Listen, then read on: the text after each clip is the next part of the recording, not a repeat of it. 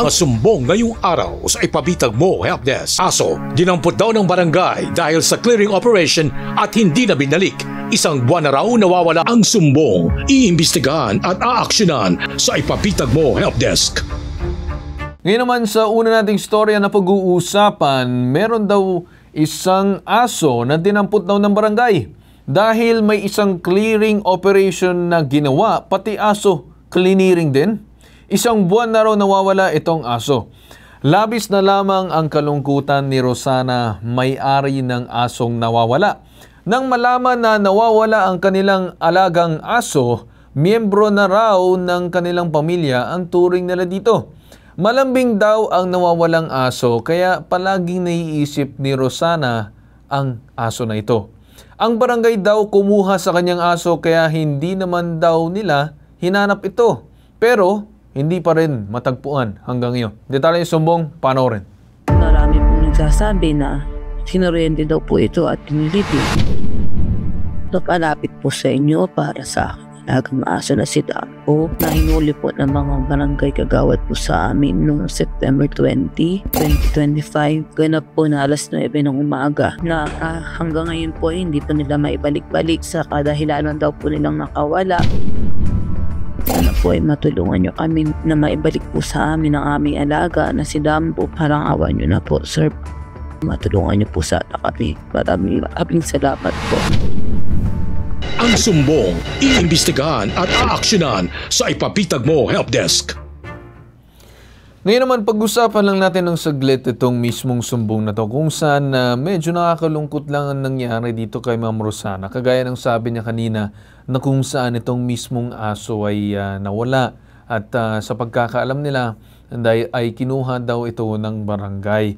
So, ang nangyari kasi dito ay itong mismong aso ata ay medyo paligoy-ligoy dun sa kanilang loob or bakuran. Kaya umabot sa punto na medyo nakita ata ng mga tao ng barangay.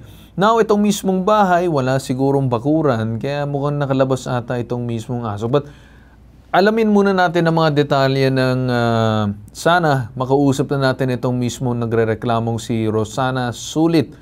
Anong balita ba natin dyan sa loob? Kamusta ba? Nandyan na ba si ma'am? Wala pa ba? Alright, calling pa rin. Okay, so itong gusto lang natin i-discuss, itong si Ma'am Rosana nagre-reklamo dahil syempre nababahala siya na matagal-tagal lang nawawala itong mismong aso. Syempre may mga nilapitan na siya and hanggang ngayon wala pa rin nangyayari. Or as a personal dog lover din, na meron din ako sariling mga aso, nakakalungkot din makarinig ng ganitong klaseng mga pangyayari na kung saan nawawala yung kanilang mga aso. Well, yan, kagaya na nakikita natin dyan, ang sabi daw dito ay itong aso na to ay isang Labrador Terrier na mix. So mukhang half-half kasi nakikita natin dito mukhang yung mukha niya ay isang Labrador and then the rest of the body ay mukhang yung buhok ay parang buhok ni James. Ay hindi, yung buhok ng aso na Terrier dog. So, with that said, no, para sa mga dog lovers dyan and a lot of people, syempre, kailangan din natin na mag-ingat and maging mapanuri pagdating dito sa mga aso natin. Number one, meron din tayong mga tinatawag na responsibility bilang aso na para, syempre, make sure na nasa loob ng bakuran natin. Number two, ito ba yung nakatali, nakakulong, nandun nakawala sa loob ng bahay? Saan po ba siya? Kasi kapag nagkaroon ng oportunidad na makalabas din yung aso, then may problema din po in terms of the responsibility of the owner. But at the same time, titingnan din natin kung bakit din kinuha ng barangay itong tinatawag natin na aso. Pero with that said, no, nandito na din sa kabilang linya itong mismong si Ma'am Rosana Sulit, nagrereklamong may-ari ng aso. Magandang umaga sa inyo, Ma'am Rosana. Hello, Ma'am Rosana. Hello, ma'am? Hello po. Ayan, okay. Ma'am Rosana, narinig niyo ba ako na maayos?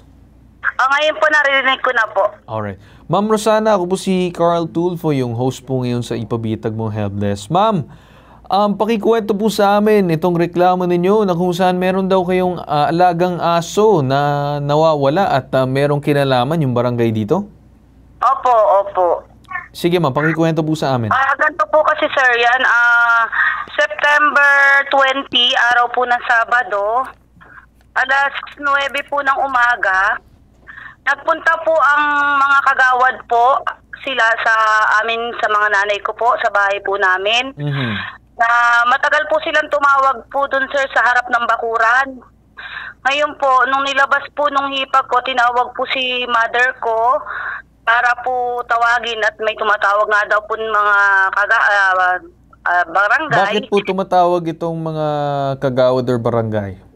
Yun nga po, sir, ngayon po nung tinawag po nila si nanay ko, nung lumabas po, nung tinawag... Okay po, ma'am, diretso po tayo. Ano pong dahilan kung bakit po nasa labas yung mga kagawad? Ano pong ginagawa nila? Yun nga po, sir, nung time po na lumabas po si nanay, tinanong po sila ni nanay ko kung bakit.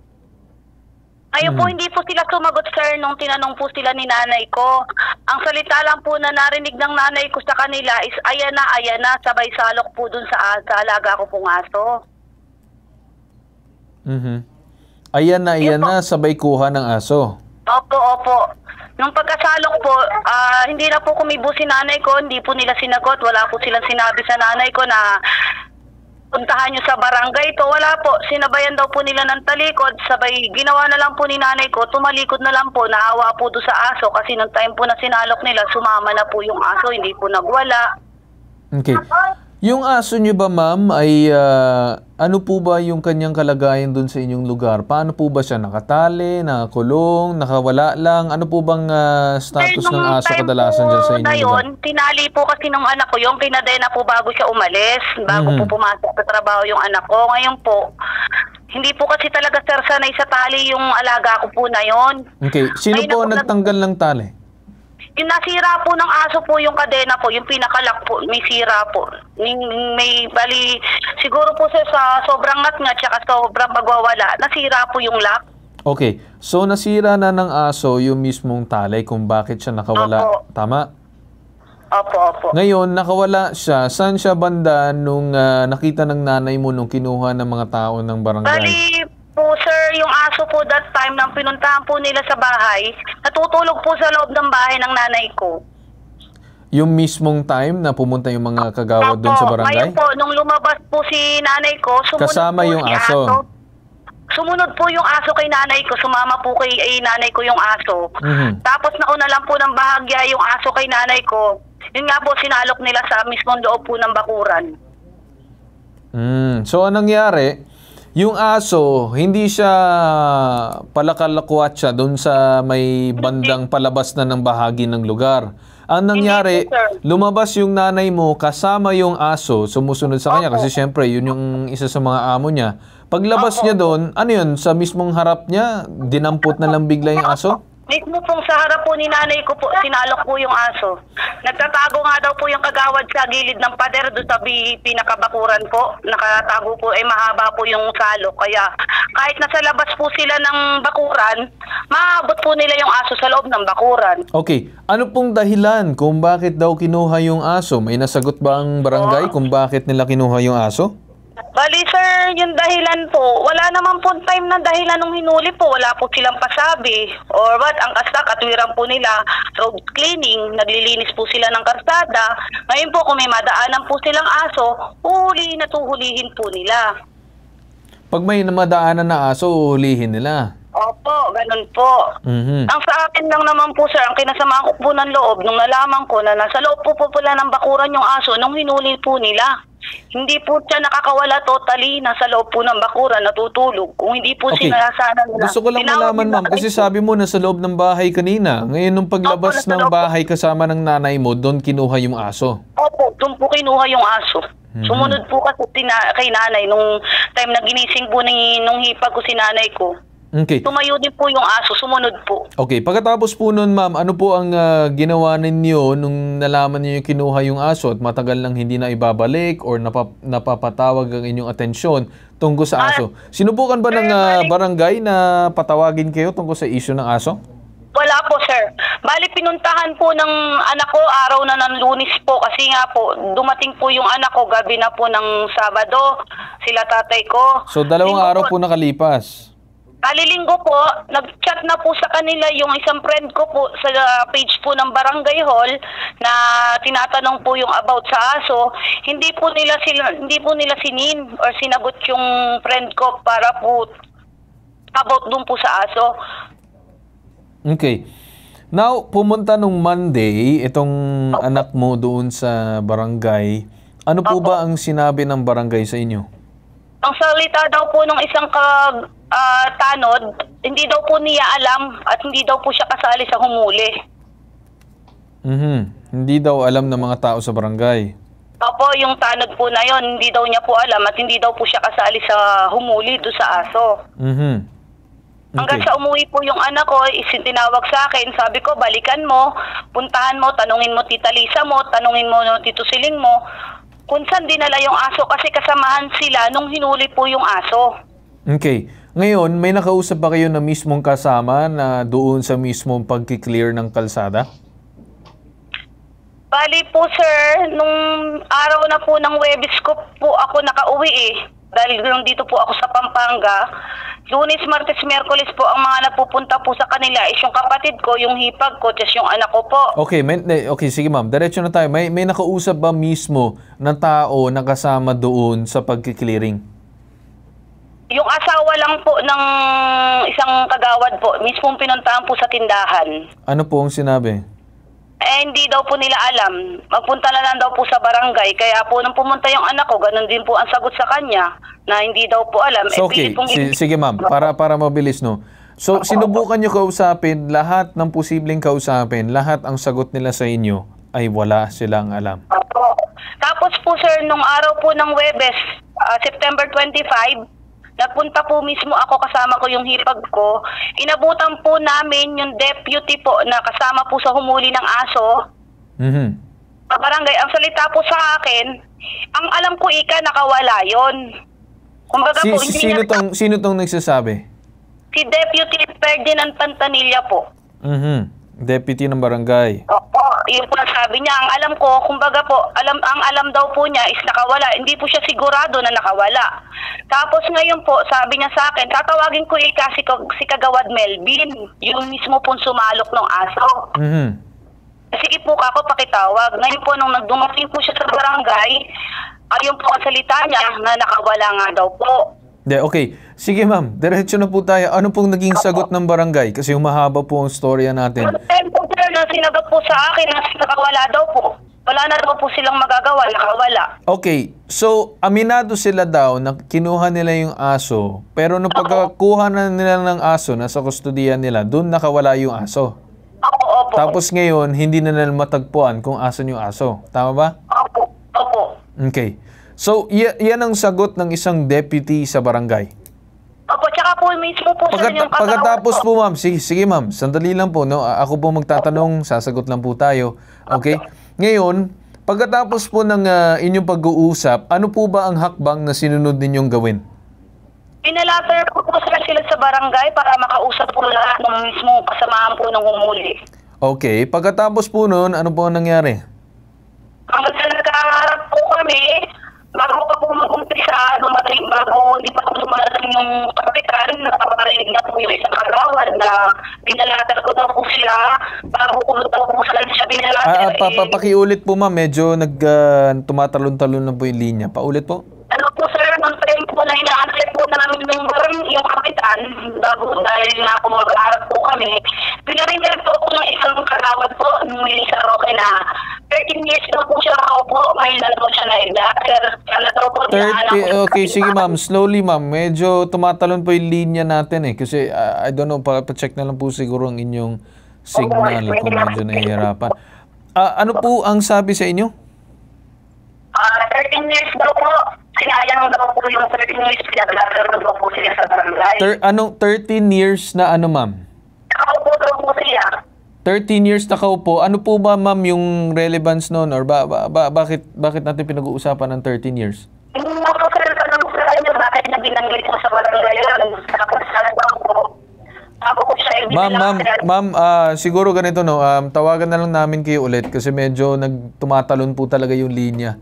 hanap na lang kayo siguro kayo ng pwesto. Siguro usog kayo ngayon. Ma'am, pwede ba kayo makapunta sa mas magandang pwesto para sa mas magandang signal?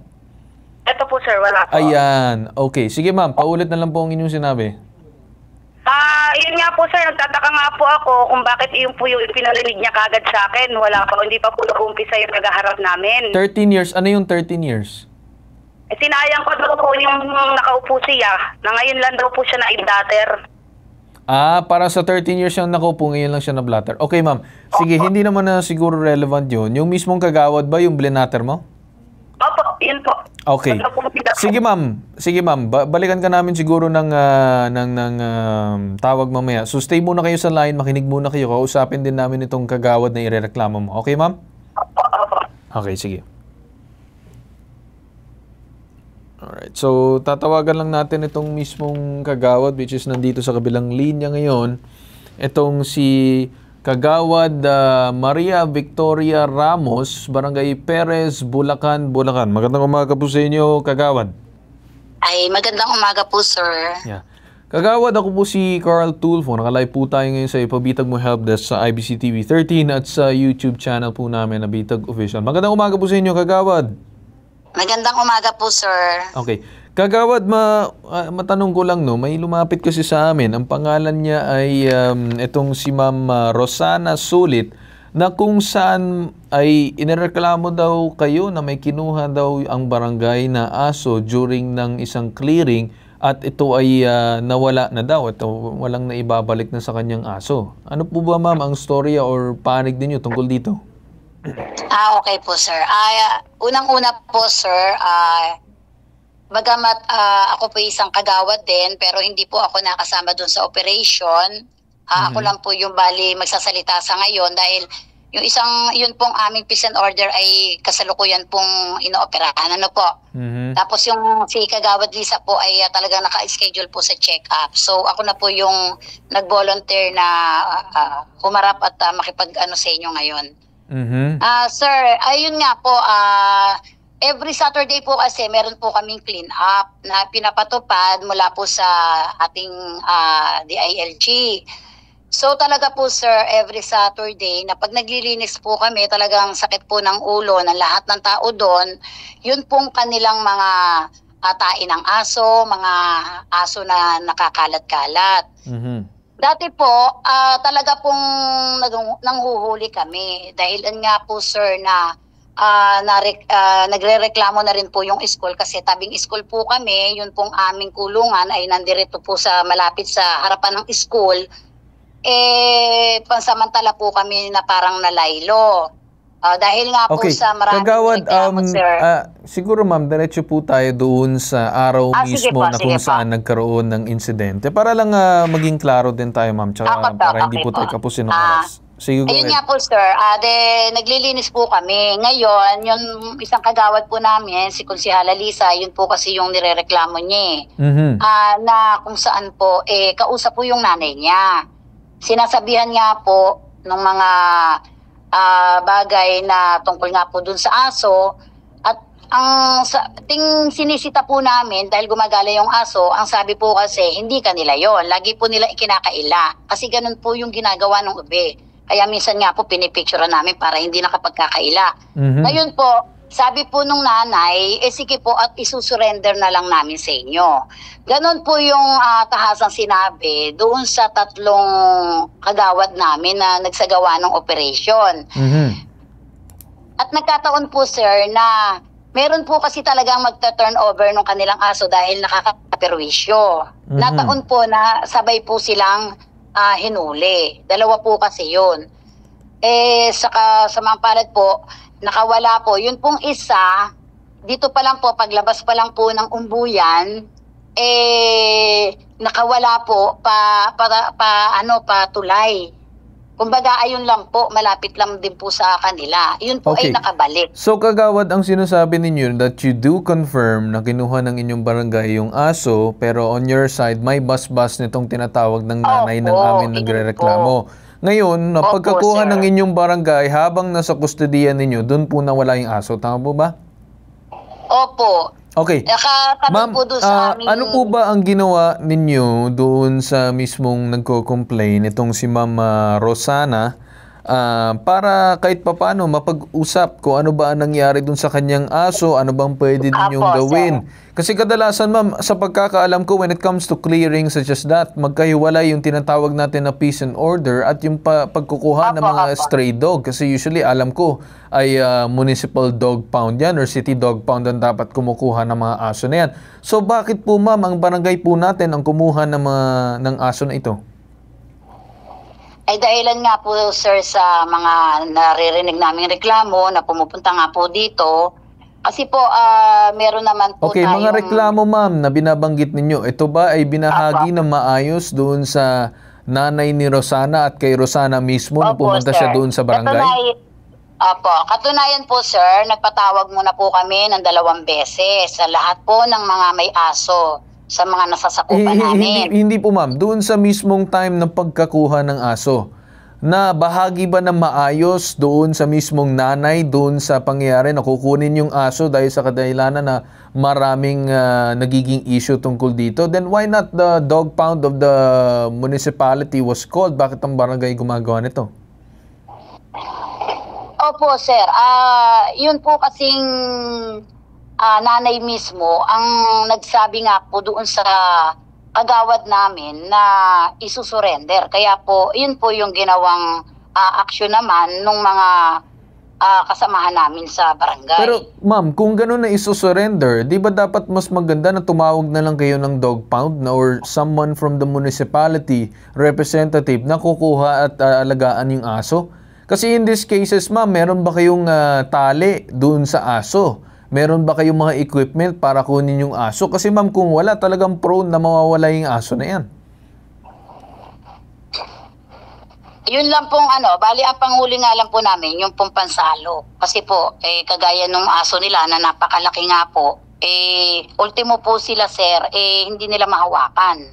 Dahil nga po, takot din sila na parang lumalaban Pero ma'am, yung sinasabi ko lang dito is kaya nga dapat yung mismong dog pound or yung municipality, yung kanilang vet or kung ano man yung department na yun, doon sa mismong dog pound ang pupunta sa kanila.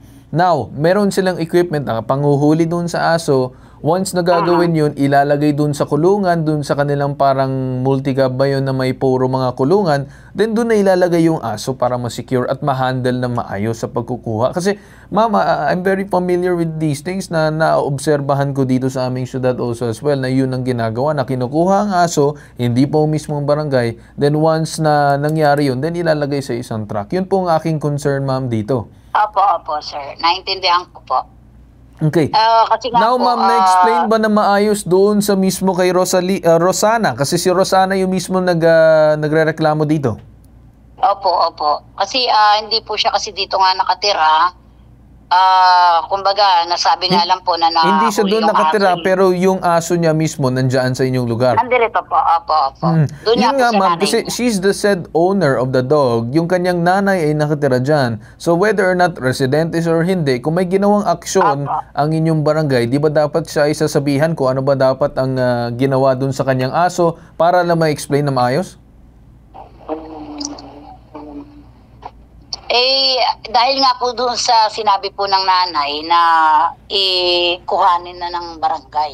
Yun lang po yung... Kinuha nga ng barangay, lang po winala naman din ng barangay. So, syempre, ma'am, mas maganda na talagang pag-uusapan yung isang bagay na yun. Na pupunta si Rosana sa inyong lugar, hindi nyo man lang in-entertain. Di ba dapat, ma'am, kahit man residente or hindi, kinakausap yung tao na yan regarding that? Sir, ine-entertain naman po namin. Katunayan nga po, pinag-aharap namin sila at ngayon nga po ay nasa proseso na, nasa lupon na po sila ngayon. Kahapon po, nasa lupon sila. Inaano naman po sila nung lupon kung ano po ba yung gusto niyang mangyari, kung papalitan po ba or what, kung ano po yung gusto niya. Tinatanong naman po ng aming lupon. Kaya po, yun po, sabi ko nga po, sabi ko nga po sa kanya na baka pwedeng pag-usapan na nga lang kasi ando na po yung nangyari.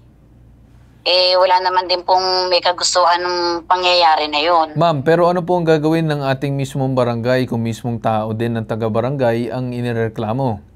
Opo, sir, ang ano nga po namin, di rin naman po kami tumitigil. Pinagtatanong-tanong pa rin po namin para na rin po sa sake ng na malinis yung aming yung ibinibintang po nila sa amin. Pero ma'am, matanong Kaya ko lang po, din, ano po ba ma'am ang naging pagkakamali ng barangay sa parte nito? Sa tingin ninyo? Siguro po, yung sinabi nyo nga po na dapat po mula po sa municipality yung pag-impound sa aso na huhulihin. Yes. Siguro po. Opo. So next time ma'am, kung gagawa kayo ng clearing, ang dapat nyong gawin is to coordinate with the said municipality to bring down yung tinatawag nilang departamento nag-handle ng mga aso. Kasi with times like this, ma'am, nagiging complicated talaga at maraming may-ari ang posibleng magalit din, kagaya sa case na to, na wala yung aso dahil kinuha. Kasi ma'am, for that part naman din also, hindi ko naman din sasabihin na fully correct itong kabilang panig na kung saan, kung may mga complaints regarding sa aso or whatsoever it is, we should all be responsible owners also as well. So with that, talagang merong both sides of the story. Pero at the end of the day, ma'am, yung inyong barangay ang parang nababagsakan ng sinatawag natin na reklamo dahil kayo ang nakawala ng aso. Which is, aminado kayo, tama po ba? Opo. So ano po ba ma'am ang posibleng propose ng inyong barangay ngayon? Kasi nandito sa kabilang linya yung itong si Ma'am Rosana. Sir, sa kaanohan ko po kahapon, sa kaalaman ko po, na inoopera naman po kung ano po yung makapagpapalubag po ba sa loob niya, ang gusto niya po kasi yung aso niya ang mismo maibalik. So kaya po nga ang ginagawa po namin, nagtatanong-tanong pa rin po kami hanggang ngayon, sir, at nakikipag-cooperate naman po kami para mahanap yung kanyang aso. Okay. Siguro ma'am, ito, pagsalitain ko si Ma'am Rosana. Ma'am Rosana, andyan pa kayo? Opo, sir. Ma'am Rosana, ano po bang masasabi ninyo dun sa mismong naging pahayag ng barangay? Sir, yung mga pahayag po nila, walang-wala po dun sa totoong nangyari, sir. Na sinasabi po nila na sinurrender po ng nanay ko yung alaga ko. Hindi po sinurrender sa kanila, sir. Dahil nung time po na kinuha nila yung aso, ang tanong po sa kanila ng nanay ko, nasaan yung yun? Hindi po nila sinagot yung nanay ko. Ang salita lang po nila, ayan na. Sabay salok po sa alaga ko. Sabay kuha sa alaga mo? Opo. Hanggang ngayon po masama yung loob ko. Tapos sinasabi po nila kung ano yung no-offer. Wala po. Ang gusto po nilang mangyari. Kayong pag-uusap po namin kahapon, ang gusto po nilang mangyari. Okay na, wala na. Tapusin na namin yung pag-uusap. Na nawala yung aso. Aso lang naman daw po kasi yun. Naku. Ma'am Kagawad, totoo ba yun? Sabi nyo, aso lang daw yan. Hindi, wala po ako sinasabing ganon. Sa matter of fact po, sir, ay sa lupon po sila humarap kahapon na hindi naman po ako kaharap doon. Yun pong aming tatlong lupon. Pero wala pong ganong sa pagkakarinig ko po. Sige, ganito ma'am, no? I think we should consult the ALG regarding this kasi may process din tayo dito. Sige. So, kausapin lang din natin sa kabilang linya ngayon itong mismong DALG Region 3 Assistant Regional Legal Officer na si Attorney Jane Blesilda Fabula Bulaong. Magandang umaga po sa inyo, Attorney. Magandang umaga po at magandang umaga din po sa mga tagapakinig ng inyong programa, Sir Carl. Alright. Magandang umaga din po sa inyo, ma'am. Ma'am, may concern lang kami na kung saan meron daw pong nangyaring isang clearing sa isang barangay dito sa Bulacan, Barangay Perez. Ngayon, na nangyari dun sa clearing, mukhang nag-aayos lang sila dun sa lugar. Now, it so happens, ayon sa aming lumapit na nagrereklamo, na yung aso daw nila ay kasama ng nanay na lumabas at isa daw sa mga tao ng barangay ang kumuha daw dito na wala man lang sabi-sabi na maayos. Now, nung pagkakuha ng aso, aminado naman din ng barangay na they did get the dog but with a different statement na pinayagan daw kunin yung aso. Now, yung nagkakaroon ng problema, ma'am, yung mismong barangay ang nakawala ng aso. Now hanggang ngayon, naghihiring-hiring pa rin sila but they can't really give a possible solution pa rin in regarding doon sa nangyari. So attorney, ano po ba nga nakikita natin dito? Kasi binabanggit ko din kanina dito sa Kagawad na dapat dumadaan din sa munisipyo yan kapag may mga concerns regarding doon sa tinatawag natin sa pagkukuha ng aso kasi it might fall under animal cruelty kung hindi mahawakan ng maayos or maasikaso ng maayos itong mga aso. Kasi sa pagkakaalam ko ma'am, pagdating sa lokal ay meron po tayong tinatawag na dog pound na yan pong in charge sa pangangalaga at pagkukuha ng either mga stray dogs or mga aso na paikot-ikot lamang. So ano po masasagot ng ating DILG dito? Regarding po dyan sa pagkukuha ng mga stray dogs, linawin ko lang po kasi yung pong sinasabi nilang sidewalk clearing operations, tama po yun, may DILG memorandum circular po doon. Kaya lang, however, nakalagay po kasi doon sa specific na circular na yun, kapag private property siya, kailangan ino-notify mo yung owner. Now, sige, isusog ko po kasi parang sinasabi, parang alabo naman property yung aso. But anyway, doon po kasi pagdating sa pag-i-impound or paghuhuli ng mga stray animals, papasok po dapat doon yung ordinansa ng munisipyo. Yes. Na sino ba dapat yung nanghuhuli doon sa mga stray animals? And susog ko lang din po kasi may mga nabasa na rin po akong prior information na doon po sa barangay ordinance, wala pong nakasaad na huhulihin yung aso. So dapat po, kung ganon, papasok po yung responsibility sa municipal government. Tama. So dapat po, kino-ordinate muna talaga sa LGU, sa municipal government, yung pong pagdating sa paghuhuli ng mga aso. Yes. Actually, ma'am, yun yung pino-point out ko nung una pa lamang, na bakit hindi kino-ordinate doon sa municipality ang pagkukuha ng aso. Ang nangyari po kasi dito, ma'am, basta-basta na lang na kinuha, even if let's say na may basbas, baka mamaya napilitan lang siya dahil dun sa sinasabi ng barangay. Now, kinuha yung aso in the custody of the barangay na wala yung aso kasi nga wala silang proper equipment which I pointed out kanina. Na ang sabi daw nila ay, ano bang tawag dito na may parang makeshift lang ata sila or improvise lang ata na panghuli doon sa mismong aso. So ma'am, nakakabahala din yan. Baka mamaya mag-fall din yan ng under animal cruelty dahil hindi hinahandle yung mga aso natin na maayos. Kasi ma'am, I think dito naman din sa Quezon City, ginagawa nila, meron silang special device na ginagamit na panghuli doon sa mismong aso para hindi makakagat ng iba, hindi makasakit ng iba, at hindi din masaktan yung mismong aso. So with that said, ma'am, ito naman, ang kaibahan, hindi naman stray dog to, may mismong owner ito eh. Tama po, tama. Yes. So ma'am, with that said, ano po magagawa ng ating DILG? Kasi mukhang hearing, usap-usap lang sila sa barangay at hindi pa rin nasusolbahan yung problema kasi I don't know if they're actually taking or commanding accountability dito on their part. Okay, ganito po yung pong pagdating sa role ng DILG, with a formal letter or formal endorsement po doon sa galing sa complainant, maaari po kaming mag-conduct ng fact-finding investigation kasi po sa assessment ko po doon sa kaso, merong magkakaibang statement, no? Yes. So, i-verify po namin yung mga statement, i-verify po namin kung ano ba talaga yung nangyari. And then after that, based po doon sa findings ng fact-finding investigation, pwede po namin siyang iakyat sa central office. And then central office will issue a show cause order to the responsible barangay official. Okay. Ngayon po, si ma'am, meron po kasi siyang course of action. Mayroon po kasi siyang available na courses of action. Assuming nga na merong negligence or merong abuse na nangyari, meron pong course of action si ma'am na mag-file ng reklamo sa Sangguniang Bayan against the elected official na involved. Pwede rin naman po na sa ombudsman. Pero pipili lang po siya doon sa alinman doon sa dalawang yon. Okay. Sige, ma'am.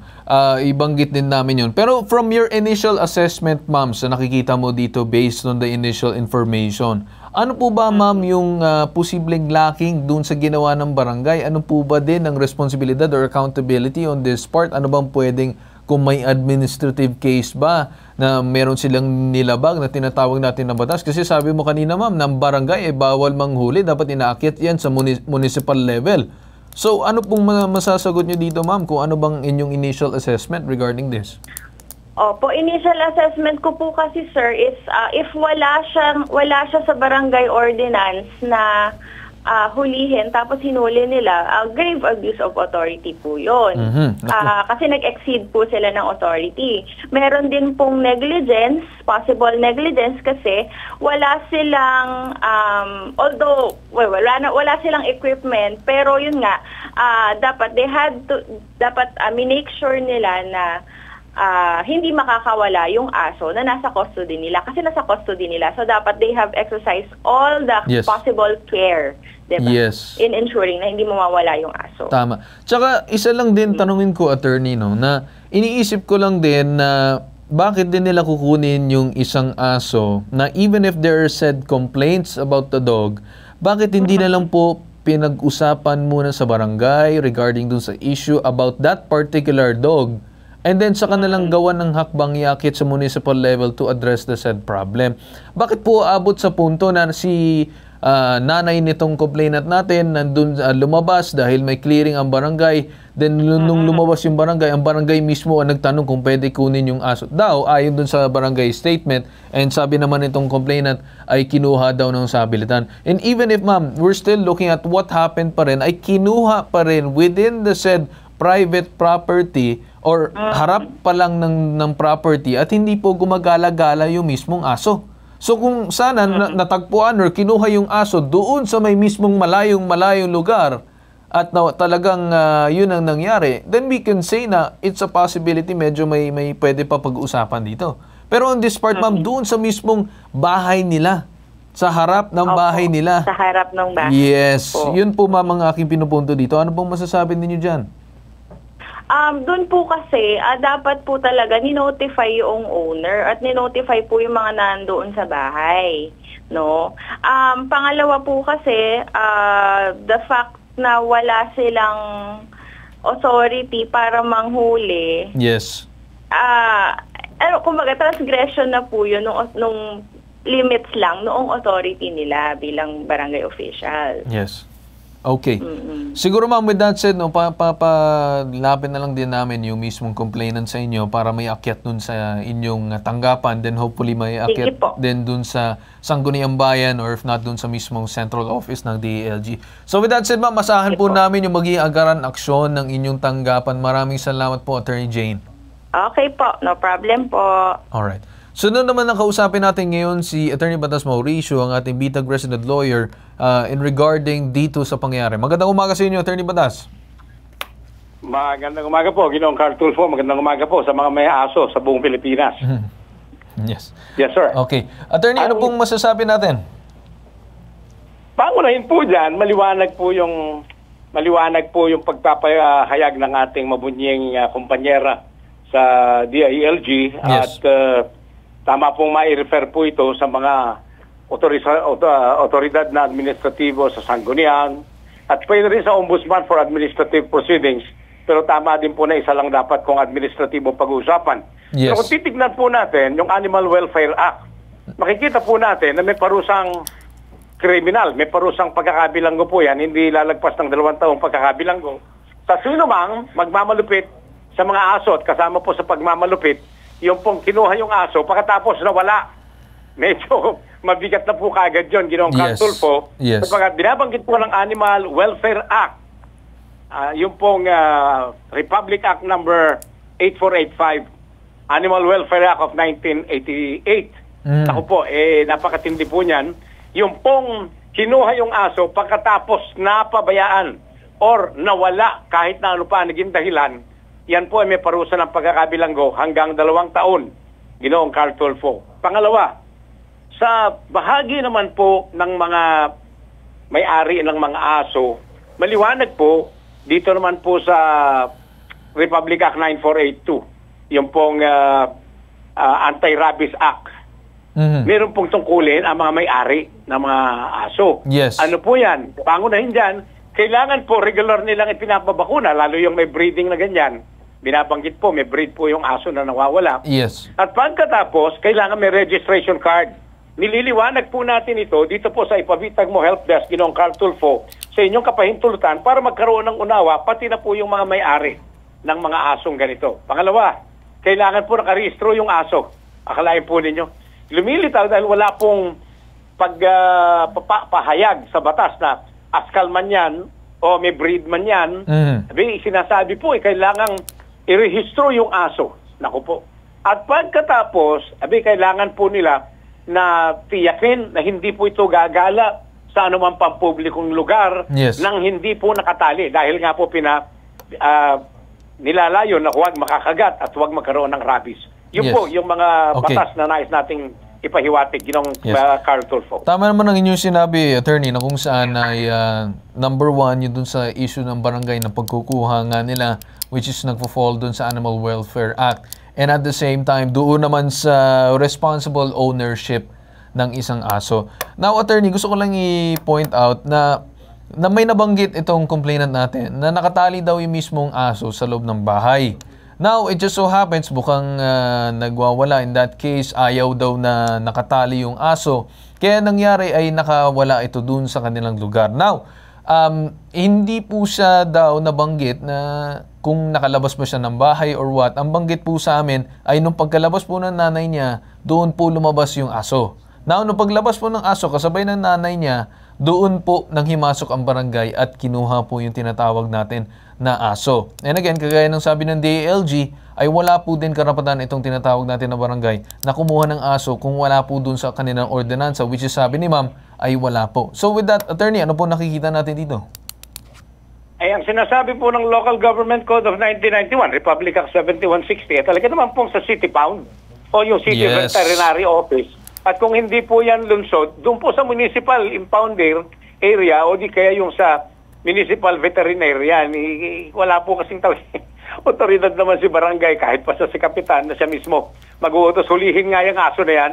Kailangan po i-coordinate kasi nga po may mga batas na tayo na pinairal tungkol po sa pangangalaga sa mga aso, kasama na po yung tamang mga hakbangin kung gusto po natin makontrol ang mga aso na gumagala sa ating mga barangay. Yes. So, nasa munisipalidad po, nasa lungsod Ginoong Carl Tulfo. At dahil hindi po nila ginawa yon, ay nako po, papasok na naman po yan, Ginoong Carl Tulfo, sa Causing Undue Injury, Republic Act 3019, Anti-Graft and Corrupt Practices Act. Nako.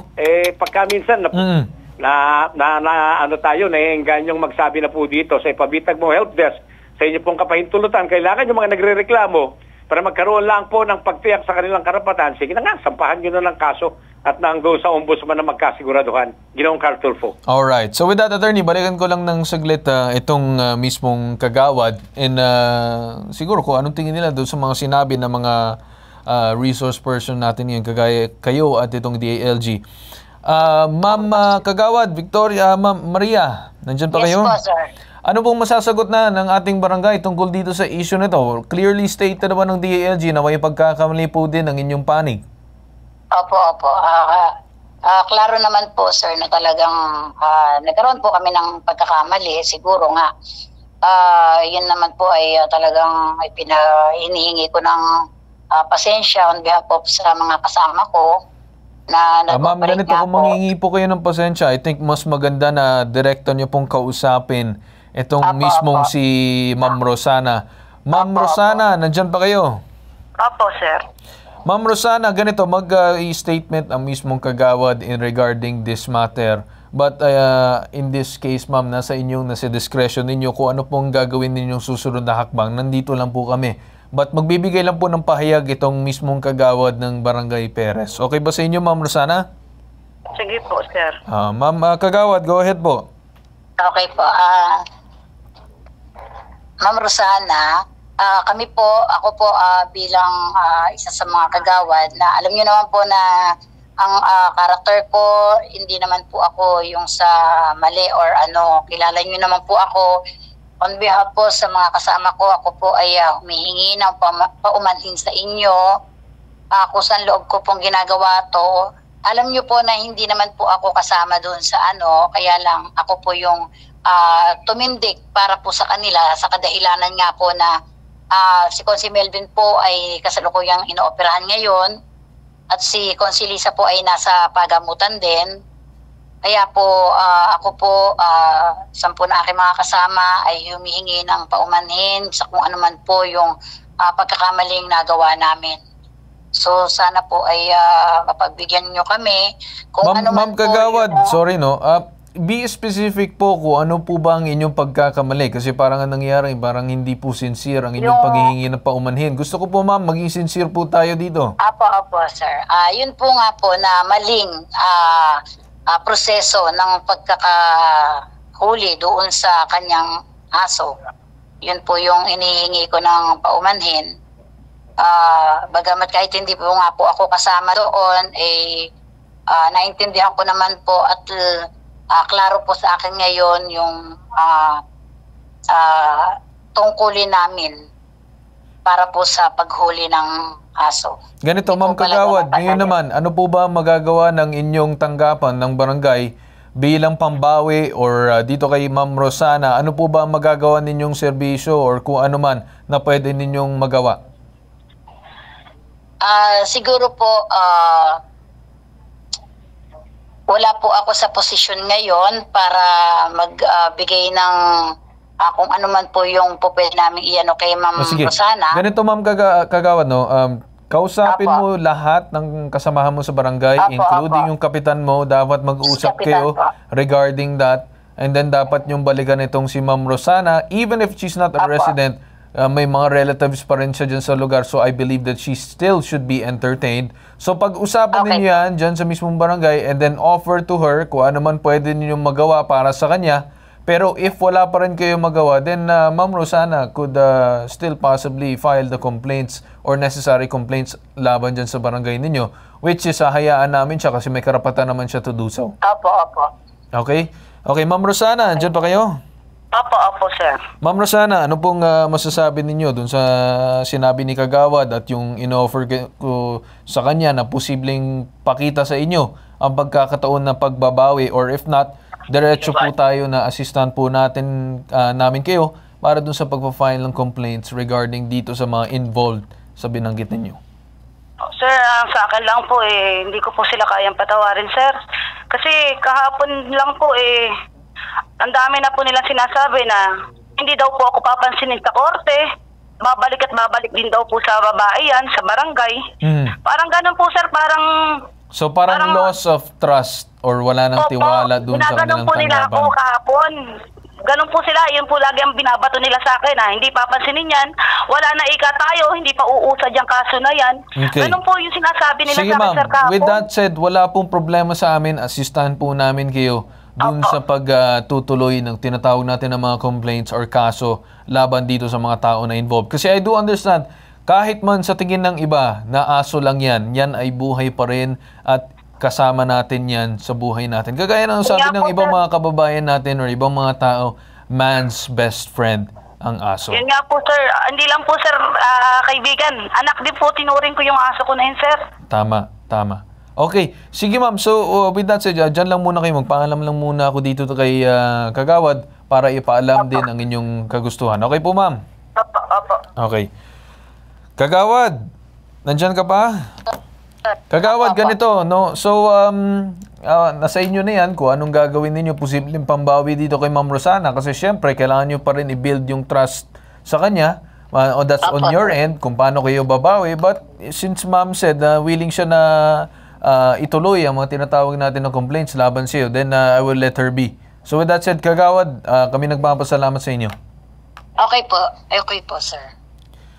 Okay. So with that said, balikan lang natin si Ma'am Rosana ulit. Ma'am Rosana, may posible kami pakita ng graphics para kahit papaano makatulong din sa inyo dito sa pagpapaalam ng tinatawag natin na missing dog, no? Pero bago siguro ma'am, ay paalam muna kami sa aming abogado pala nandiyan pa sa kabilang linya. Attorney Batas, maraming salamat po pala sa inyong pagpapahayag ngayong araw. Maraming salamat po, Ginoong Carlos po. Magandang araw po sa ating lahat. Alright. Ma'am Rosana, nandiyan pa kayo? Opo. Alright. Ma'am, siguro just give a short statement or maiksing panawagan lang tungkol dito sa inyong aso na nawawala. Okay po, ma'am? Opo. Okay, sige po ma'am. Siguro pwede na ba natin i-flash yung graphics natin? Yan. Okay, sige ma'am. Go ahead po.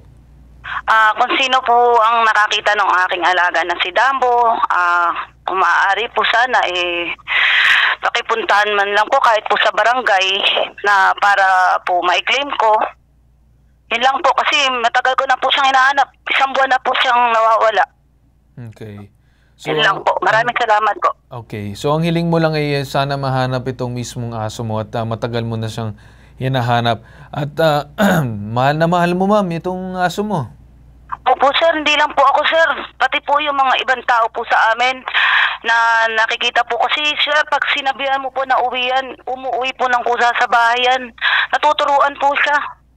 Kamusta naman yung aso? Ito ba ay may tendency na minsan medyo nagiging agresibo or hindi naman po, napakabait? Kahit sa taong hindi niya kilala? Never po sir na hindi nangagat, nangahol. Siya po sir, pagka may dadaan pong tao at nakahiga siya sa daan, tatayo po yan, gigilid po sir para po makaraan yung tao.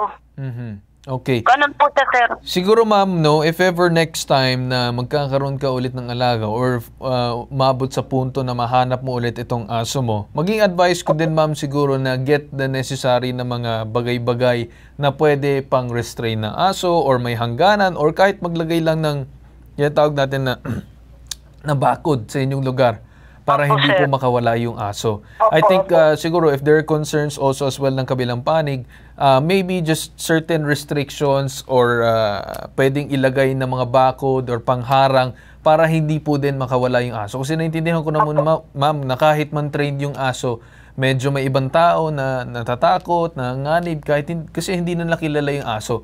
So siguro ma'am, just be more careful next time in regarding that and para wala na din po ang kahit sino pumasok sa inyong property o lugar para mandakipin or kunin yung aso. Okay po ma'am? Opo. Okay, so with that said ma'am, maraming salamat po sa inyo. Maraming salamat din po. Alright. So with that said, no, sa ating programa ngayon, may dalawa tayong side na tinitingnan dito. Unang-una dito yung kay ma'am. Kung paano yung proseso ng pagkuha ng kanyang aso, yun ang kina-question natin. But at the same time, gusto lang din natin sabihan ang lahat ng mga dog owners and dog lovers out there na maging responsableng mga may-ari po tayo na wag po basta-basta din na paikot-ikot yung ating aso dun sa lugar, especially if it's a public place or public area para hindi po din sabihin na natin, makakagat ng iba or sabihin na natin may asong kagatin siya para hindi po din masaktan yung aso. More on, be responsible owners. And at least may lesson din itong tinatawag natin ng complainant natin ngayon at meron din napakalaking responsibility din na nangyari at accountability na kailangan din tanggapin ng barangay. So with that said, dyan tayo nagtatapos sa ating programa ngayon. Lahat ng reklamo, sumbong at hiniing, pinapanggigan ng maigi, sinusuri, iniimbestigahan at inaaksyonan dito sa mas pinalawak at mas pinalakas na Ipabitag Mo Helpdesk.